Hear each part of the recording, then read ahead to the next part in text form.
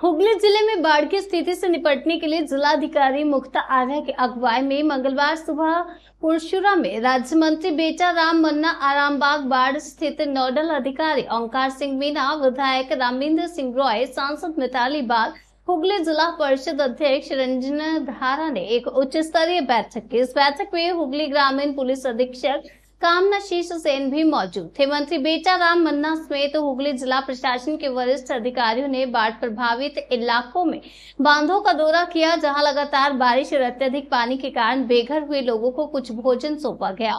पिछले कुछ दिनों से जिले के विभिन्न हिस्सों में भारी बारिश हो रही है। प्रशासनिक अधिकारियों ने पीड़ितों से मुलाकात कर उनके साथ खड़े रहने का वादा किया।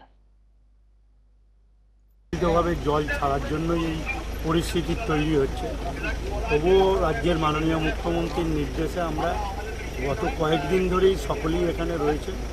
আমাদের ডিএম ম্যাম রয়েছেন, সভাধিপতি, সহকারী সভাপতি, এমএলএরা রয়েছে এবং আজকে আমাদের এই হুগলির বন্যা বিষয়ক নোডাল অফিসার আইএএস ওঙ্কার সিং মিনা সাহেব, তিনিও গত দুদিন এসেছেন, আজও তিনি এসেছেন।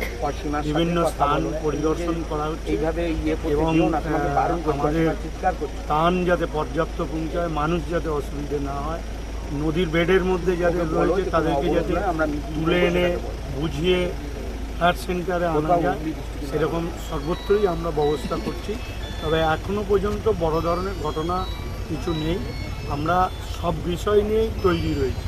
একদিকে জেলা প্রশাসন, জনপ্রতিনিধিরা এবং পুলিশ প্রশাসন, হসপিটাল থেকে আরম্ভ করে সব ডিপার্টমেন্ট, এনডিআরএফ টিম, সব টিম আমরা তৈরি রয়েছি। জেলা জুড়ে কতগুলো পরিবার ক্ষতিগ্রস্ত হয়েছে এখনো পর্যন্ত সঠিক হিসাবটা পাওয়া যায়নি। আজকে দুপুরের পর সঠিক হিসাবটা পাওয়া যাবে, কেন দুপুরে আরেকটু জল বাড়ার সম্ভাবনা আছে।